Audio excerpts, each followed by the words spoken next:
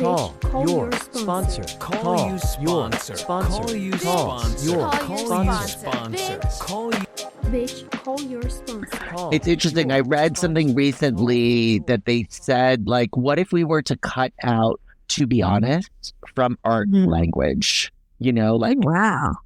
you know, in our conversation. You know what I mean? I'm kind of, well, to be honest, you know what I mean? Like, yeah, not really. Like, Honestly, I just did it.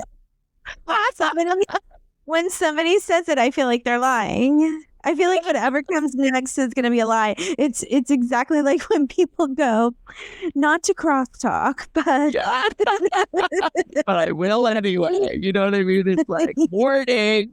I want people to take out not to crosstalk. If there's one hill that I would like to die on, it would be for people to never say that phrase again.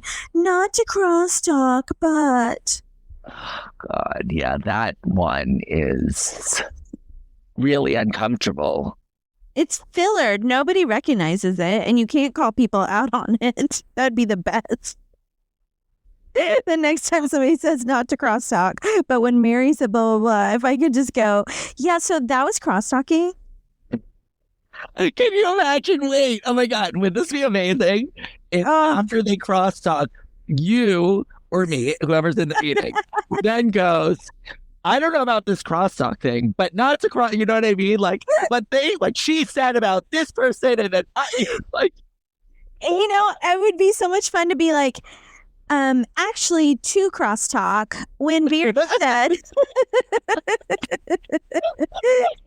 that would actually be hilarious. thing in the world. It's uncomfortable. Yeah. I get uncomfortable when I'm in my body listening to people like comments and or critique or what, you know, where I'm like, this does not feel good. Well, I'm making up a story right now that you and I are the only ones that are uncomfortable.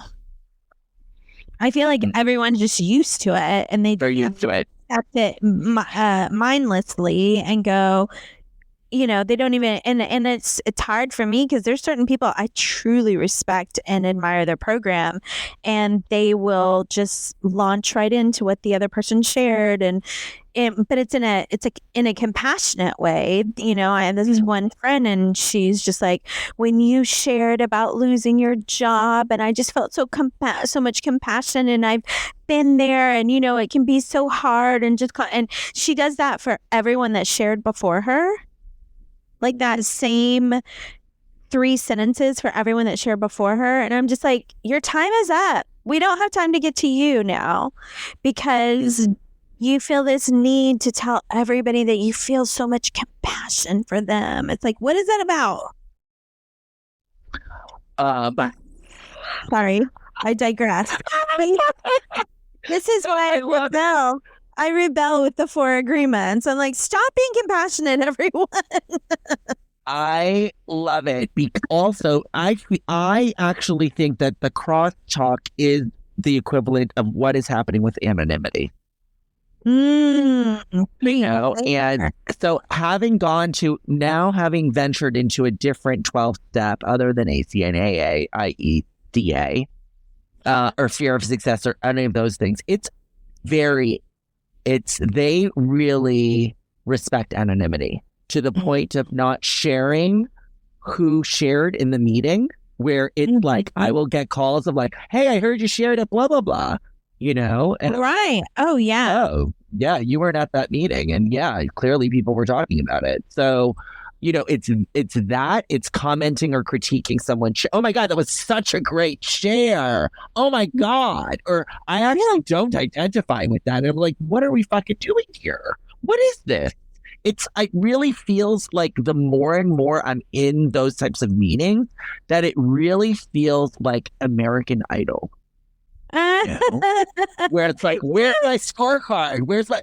Are you going to like? Are you going to subscribe? Are you going to give me a 5-star rating? Like, I literally feel that way. And it's only in like ACA where it's very clear where I almost am sometimes like, hey, I need acknowledgement. And it's like, oh no, that's not what we do here. Yeah, We you share give experience yourself at the house. acknowledgement. Yeah, Yes. you have to be filled up by your own acknowledgement. Whereas in the rooms, and this is great because I don't know if it's particular to New York and LA.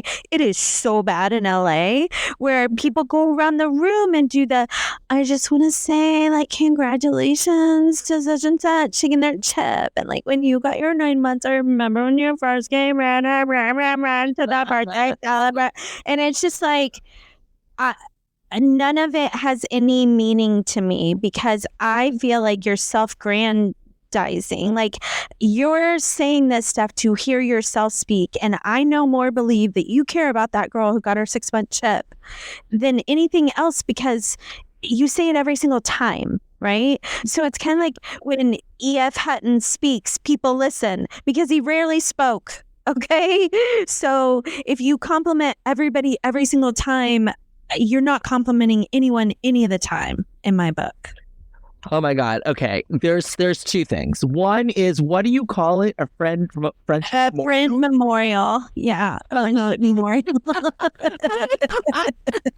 Which I love. And I'm just thinking of the crusty long-timers, plural, that are literally, I think are just on a repeat button, where they literally say the same thing. And I'm like, are they not growing? Are you just hitting the repeat and you're giving me an old tape where I'm like, yeah, no. Yes. No. Yes. 1,000,000%. And I used to do it. And this is when I lived in Dallas. And when I was in a step 2 meeting, I would give my rhetoric on step 2 and tell my story on step 2. And when I was in a step 3, I'd give my rhetoric on step 3 and so on and so forth. And then the bottom fell out from under me in sobriety. And I was about to drink with like 10 years sober, I think. And I had a new experience with the steps. And I think to your point, yes, those people who are doing the same loop, they're not growing. You're not growing. Yeah, you don't have anything I want. Like growing up in public means that we fall on our face. Practicing these principles in all of our affairs means that we have affairs. Not literally, but you know what I mean. However they mean it. Well, some do, some don't. Maybe we do, like I don't give a fuck. I care more about you growing than I do about whether you don't, and about not having an affair. And maybe that affair would have helped your spirituality. I don't know. Yeah, that's what I love about our conversations is that this I don't know piece really comes through when I talk to you, where my brain thinks it knows, i.e. the assumptions. And it really doesn't, right? And so what actually it is, it shows up for me when I'm in the I don't know is uncertainty. And that is usually for me very uncomfortable. I'd rather be in this fantasy of thinking I know what's best or fill in the blank, so there could be some semblance of security. And so, yeah, I love this thing about the repeating though. Go ahead. I cut you off. Oh, no. Just the, I think it's so ironic that the girl who was told, that I was most like Little Miss Can't Be Wrong and always have to be right. And now I do say, I don't know. And I mean it. And the reason I've gotten to I don't know is because I've been embarrassed enough of saying I know what's right and being wrong. I've had to fall on my own sword. I've been humbled. And in this case, because I've been humiliated of my own accord, Yeah.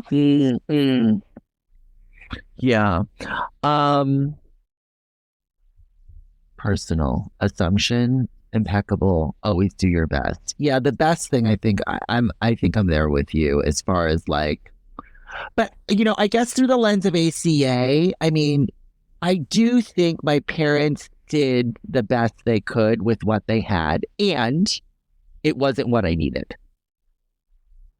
Yeah, I've come around on that because, and I love a friend of mine. They would say, our parents did the best we could, and she'd go, "No, they didn't." And I'm like, "Yeah, mine didn't." And I used to totally feel that way, and now because of ACA, I get it. Like, I understand whatever tools you have on board, that's what you're utilizing. And even though it looked like my mom had all the answers and was purposely neglecting me, she had no answers, right? But I think of the do your best in context of that I'm supposed to go out in the world and do my best. And I get that. I really do. But for some reason, it feels like a lot of pressure to be good and to be a perfectionist. That's what my mind tells me. And then I feel like I'm putting that on other people, like that I would sponsor. And, I have so many people that will call me and go, "Yeah, so I had this thing at work today, and I sent an email that did say, like, I don't really understand what this person was saying, and I probably should have I probably shouldn't have said it that way." I'm just like, what the hell, people? What are you doing to yourselves? Like, what? I'd be more proud if you sent an email that said, "Fuck off, everyone." It's just stop trying to be perfect. I have a question. I remember a few months ago, was it I want to say Glennon Doyle, but I don't even know, where I was supposed to have a furniture delivery and it didn't happen. Like, I got really upset. And then but I don't think the wording was, what if everyone was doing their best? I don't think that was the wording. It was like, what if everyone was? And there was a whole podcast on it. Do you remember what I'm talking about? No idea. I want to know this secret. No, because we were having a conversation and I was like, I can't believe this. Like, he's such, like, this guy, like, he's just not doing everything. Like, the service sucked. And then you directed me to a podcast, and the topic was, it wasn't what if everyone was doing their best? That's not what, I don't think it was like, what if everyone, and then it was something. I don't think it was doing their best, but I need to find it, and then I could just maybe put in the comments or something. But I remember it helping in a sense of like, oh, it let them off the hook versus this, like, yeah, this guy sucks at his job, and I was like wanting to talk to the manager to get him fired, basically. Yeah, it's so funny because when I hear "do your best," I think of me, that I'm supposed to go out there and do your best, and you're like, yeah, but what about these other people, right? Clearly was not cut for that job. Like, the level of customer service, unacceptable. Unacceptable to me. I'm like, I don't want to be told to do my best, and you're like, yeah, but what about our parents doing our best? Yeah, but what about these delivery people doing our best? And it just goes to show, like, that thing of thinking of ourselves or thinking of in terms of other people. That is where we go. Well, we're at our final 5. So you can take your 4 agreements and do whatever you'd like with the agreement. I have a question for you. Yes. Fill in the sentence. I'll never regret ... Oh my God, that's so good. One, I still want to go with the 4 agreements. I feel like they're a compact version of the 12 steps, and I think they're really good to have in your back pocket and to carry around. So I love them. What was the question? Oh, yeah. I'll never regret. Okay, ... Okay, I'll never regret doing this podcast. I love it so much. I'll never regret meeting my husband and getting accidentally pregnant and having the most wonderful child in the whole wide world.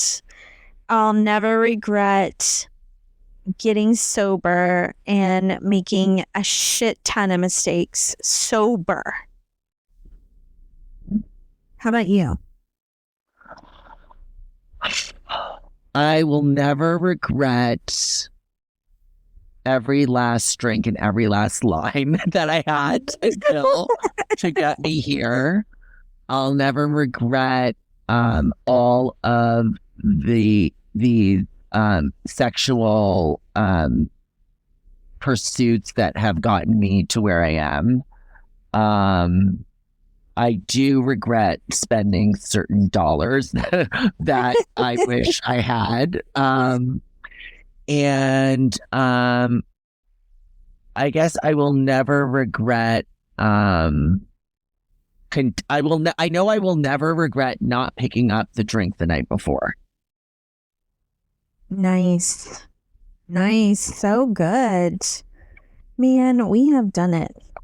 We've done it again. Done it again. Thank you so Thank much. you so much, Misty.